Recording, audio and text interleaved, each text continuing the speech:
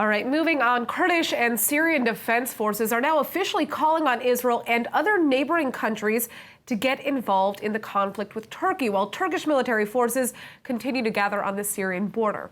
The Kurdish-Turkish ceasefire ends tonight at 10 p.m. local time, and Turkish President Erdogan is vowing to hunt down the Kurds, which he claims are terrorists. Olursa olur.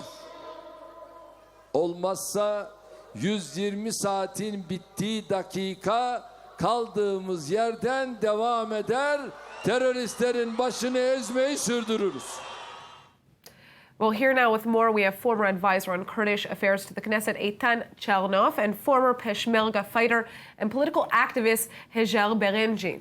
Thanks both for joining us. Now, the Turkish ceasefire, as I said before, it ends tonight at 10 p.m. local time, even though we were still seeing attacks from both sides in the last 5 days. Now, what are we expecting to see from the Kurdish people after this ceasefire ends? Well, I think that you're actually asking the wrong question. It's not about what we can expect to see from the Kurdish people.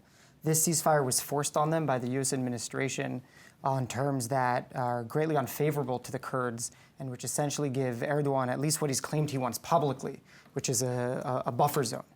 I think that we'll continue to see hostilities and continue Turkish aggression against the Kurds. I think what happens after tonight, 10 p.m. local time, is going to be no difference than what happened in Afrin, because they invaded Afrin before these areas and before this operation. This whole ceasefire and the situation that happened in northern Syria, no matter what happens, the plan to cleansing the Kurds ethnically from the region, it will continue no matter over there. And no matter if there is a fight going to start tonight after 10 p.m. local or not, the struggle of the Kurds to get their rights and the struggle of Turkish governments to basically get rid of all the Kurds in that region, it will continue as it's been hundreds of years. Now, Putin and Erdogan are meeting today on the future of northeastern Syria. Russia has always been against the Turks trying to invade Syrian territory and sovereignty, but why the change now? What are we seeing here? Well, I think that we're seeing a relationship of convenience. And an important name was not mentioned here, which is Iran as well, right, which has an interest in seeing the American troops leave for their own purposes. And I think that eventually we'll see some sort of most likely non-military struggle for control over northern Syria between the Russians, Iranians, and Assad on one side, right, who also have differences of opinion to a certain extent, and the Turks on the other. But they all can agree, step one, before they can kind of sort out their own conflict over the future of that region, is we need to remove the Americans and weaken the Kurdish presence.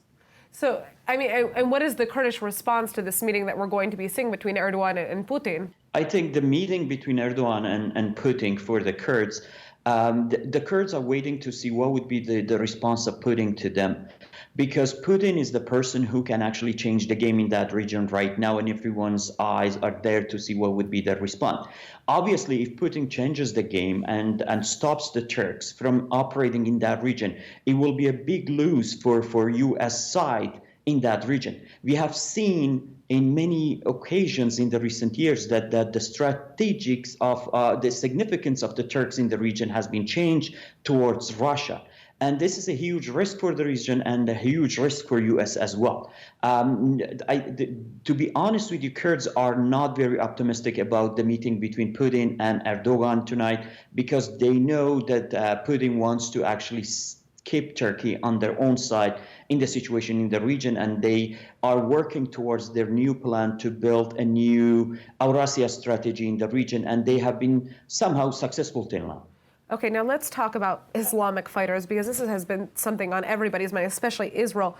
We've seen the escape of hundreds of ISIL fighters during the Turkish operation in northeastern Syria. Do you think that they might try and reform the Islamic State?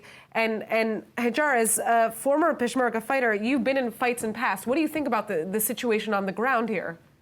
Let me tell you something very important. We have been monitoring the Karachog mountain, which is actually placed right on the border of Iraqi Kurdistan with the Arab region. We have already seen ISIS reforming in those areas, and the U.S. government clearly knows about that.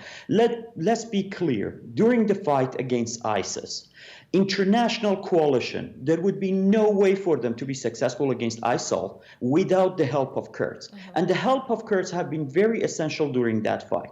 We strongly believe with the situation in Syria, ISIS will reform again in this region. And based on the research studies that has happened even in the Western countries like USA, they are saying that the danger of reforming ISIS in the region is very serious. And this time they will be even more powerful in the region. So right now, the risk of reforming ISIS in this region is very, very high.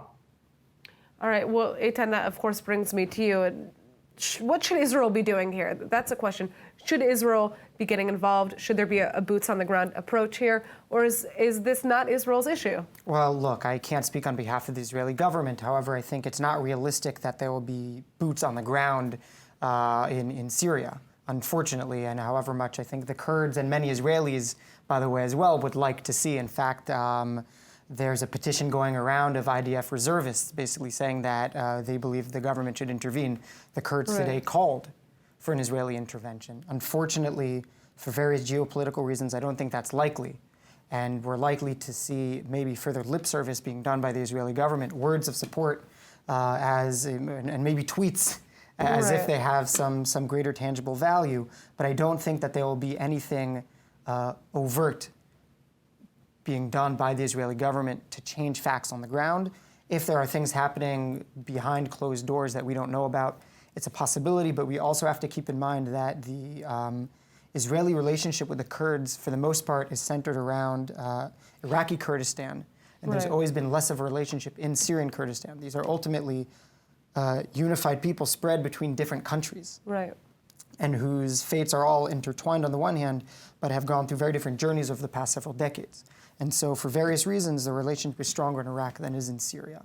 I would love to see the government do something, but I don't have the magical solution, and I'm not sure that anybody in the government does either. I think that what we can do is push the American administration to re-engage in the region and come in defense of the Kurds. If American troops return to Syrian Kurdistan tomorrow, all of this can stop.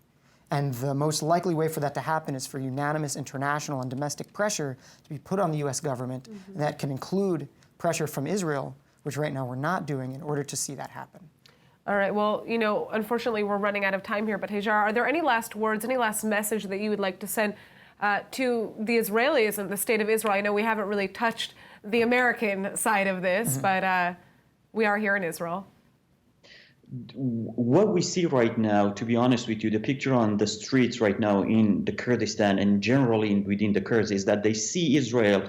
We hear the tweets, we hear the people of Israel, we hear them trying to backing us up with tweets and words and demonstrations from Israel, which we greatly appreciate. We know that.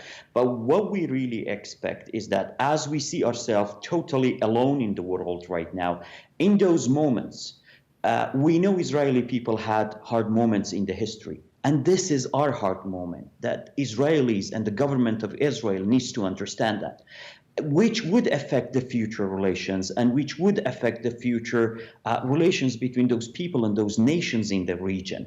I do agree with Eitan that there are things that Israeli government can do, not just militarily involved in the situation or trying to control the situation in the region because of all the known geopolitical situations, but definitely we expect more than tweets and slogans on the streets. All right. Well, Hejar, thank you so much for joining us. Eitan, you as well. And we're going to have to see how this plays out, unfortunately.